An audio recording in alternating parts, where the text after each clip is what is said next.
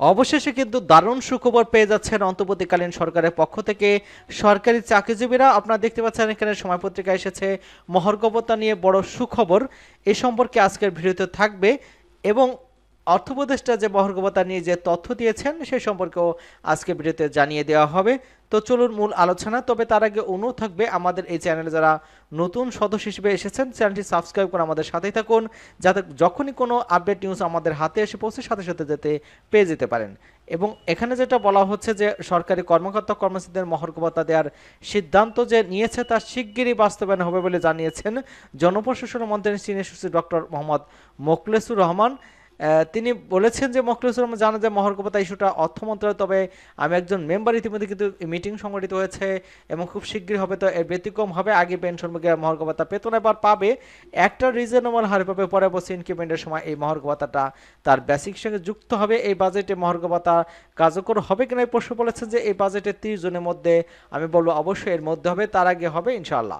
পার্সেন্টেজের বিষয়ে বলেছেন যে এই বিষয়ে অর্থ উপদেষ্টা বা অর্থ সচিবকে জিজ্ঞাসা তারা বলতে পারবে এবং কোন মাস থেকে পাওয়া যাবে সে সম্পর্কে বলতেছে, অনুমান করে বলা যাবে না। এই ক্ষেত্রে অর্থ পরিষদ অর্থ সচিব পরিষ্কার করে বলতে পারবেন। পরবর্তীতে আমরা দেখতে পেয়েছিলাম যে এখানে অর্থ উপদেষ্টা যে তথ্য দিয়েছেন মহার্ঘ ভাতা নিয়ে, এখানে বলা হচ্ছে যে সরকারি কর্মকর্তা কর্মচারীদের মহার্ঘ ভাতা দেওয়া হবে না হবে এ বিষয়ে কিন্তু এখনো সিদ্ধান্ত হয়নি বলে জানিয়েছেন অর্থ উপদেষ্টা ডক্টর সালাউদ্দিন আহমেদ। মঙ্গলবার সচিবালয়ের সংক্রান্ত উপদেষ্টা কমিটির যে মিটিং ছিল, মিটিং শেষে আলাপ করে তিনি কথা বলেছেন। এখানে তিনি বলেছেন সরকারি কর্মকর্তা কর্মচারীদের মহার্ঘ ভাতা দেওয়া হবে কি হবে না এ বিষয়ে কিন্তু এখনো কোনো সিদ্ধান্ত হয়নি। তিনি আরও জানান যে মহার্ঘ ভাতার সিদ্ধান্ত কে নিয়েছে তিনি তা জানেন না। সরকার কি তাহলে এই সিদ্ধান্ত থেকে সরে আসলো কিনা এমন প্রশ্ন জবাবে সালাউদ্দিন আহমেদ বলেছেন সরকারের বিষয়ে কোনো সিদ্ধান্ত নেয়নি, অর্থ মন্ত্রণালয় থেকে ঘোষণা হয়নি।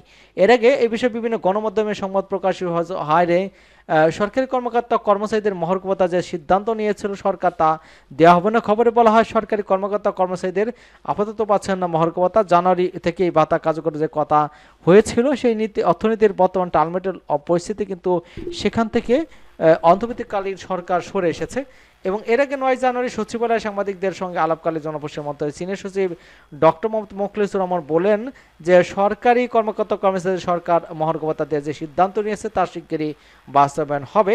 তিনি জানান যে মহার্ঘ ভাতা ইস্যুটা অর্থ মন্ত্রণালয়ে, আমি একজন মেম্বার, ইতিমধ্যে কিন্তু মিটিং সংগঠিত, মিটিং শেষে তিনি বলছেন যে এই মহার্ঘ ভাতা বাড়বে এবং সেইটা ইনক্রিমেন্টের সাথে যুক্ত হবে। এবং তিনি বলেছেন যে 30 জনের মধ্যে, আমি বলবো অবশ্যই 30 জনের মধ্যে হবে ইনশাআল্লাহ।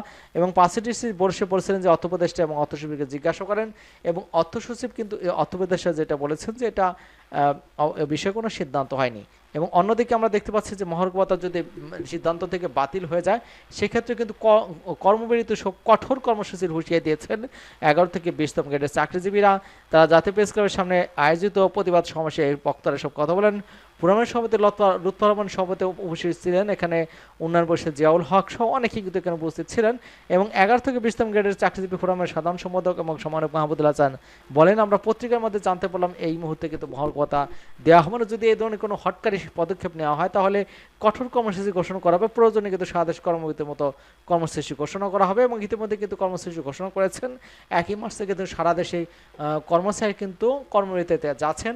যদি তাদের মহার্ঘ ভাতা অবিলম্বে কার্যকর করা না হয় এবং নন পে স্কেল দেওয়ার জন্য পে কমিশন গঠন না করা হয় সেক্ষেত্রে তারা কঠোর আন্দোলনে যাবেন, এমনটা কিন্তু বিভিন্ন পত্রিকার সূত্রে জানানো হয়েছে। সকলকে ধন্যবাদ জানাচ্ছি এবং আমাদের চ্যানেলকে যারা এখনো সাবস্ক্রাইব করেননি চ্যানেলটি সাবস্ক্রাইব করে আমাদের সাথে থাকুন।